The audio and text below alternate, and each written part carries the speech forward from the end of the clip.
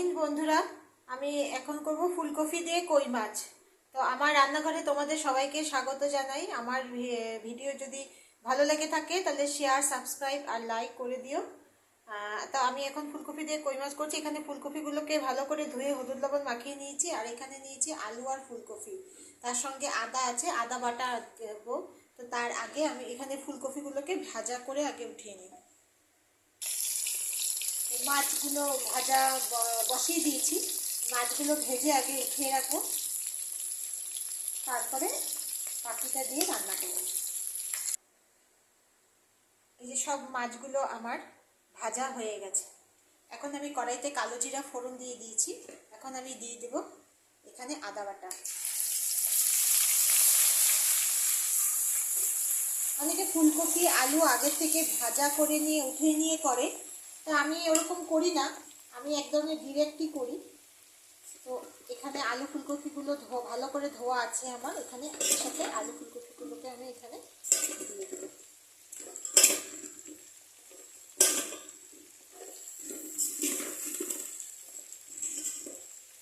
গ্যাসটাকে বাড়িয়ে দেবো।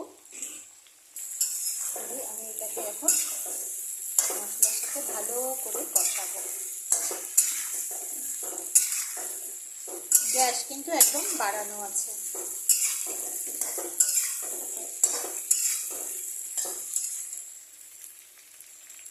এর মধ্যে দিয়ে দেবো আমি একবারে পর্যাপ্ত পরিমাণে লবণ, তার সঙ্গে দিয়ে দেব হলুদের গুঁড়া,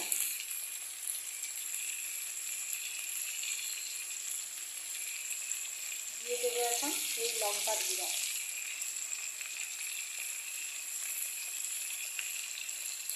তার সঙ্গে অল্প উপর দিয়ে জিরার গুঁড়া। জিরার গুঁড়া আমি পরে আরেকবার দেবো, এখন আমি জাস্ট এটার সঙ্গে কষানোর জন্য আমি অল্প করে জিরার গুঁড়া দিয়েছি। এখন ভালো করে কষিয়ে নেব।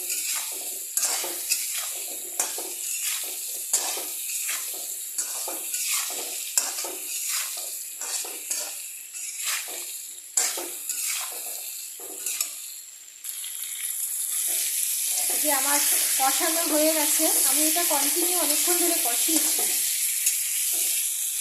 প্রায় 4 মিনিট ধরে, 4 থেকে 5 মিনিট ধরে আমি এটাকে পুরো কষিয়েছি। আমার কষানো হয়ে গেছে, এখন আমি জল দিয়ে দেবো।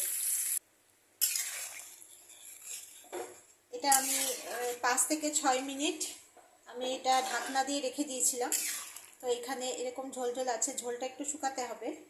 এখানে আলু মোটামুটি সিদ্ধ হয়ে গেছে। তো এখন আমি এখানে ফুলকপি আর মাছ দিয়ে দেব। ফুলকপি আর মাছ দেওয়ার আগে এখন আমি উপর দিয়ে একটু জিরার গুঁড়া ছড়িয়ে দেব। যে জিরার গুঁড়া আমি উপর দিয়ে ছড়িয়ে দেব। এটাকে একটু ভালো করে নেড়ে দেব। নেড়ে আমি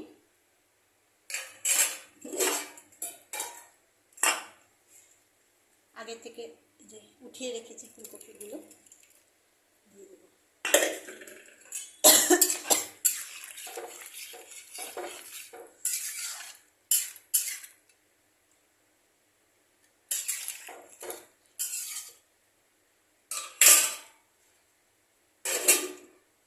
তার সঙ্গে আমি এখানে কই মাছগুলোকে দিয়ে দেব। সমস্ত কই মাছ আছে যেগুলোকে আমি ভাজা করে রেখেছি, সেগুলোকে আমি দিয়ে দেবো। এখন এগুলোকে আমি শিথিল করছি। ফুলকপি আর আলু, ফুলকপি মাছটাকে আমি এভাবে শিথিল করে দিয়েছি। এখন উপর দিয়ে এখান থেকে কাঁচা লঙ্কা দিয়ে দেবো। দিয়ে এটাকে এখন আমি ঢাকা দিয়ে আরও 3 থেকে 4 মিনিট এটাকে আমি ফোটাবো।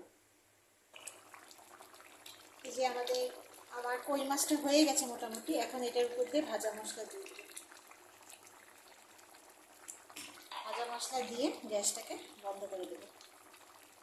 আমার রেসিপি যদি ভালো লেগে থাকে লাইক, শেয়ার আর সাবস্ক্রাইব করে দিও। আজকের জন্য টাটা।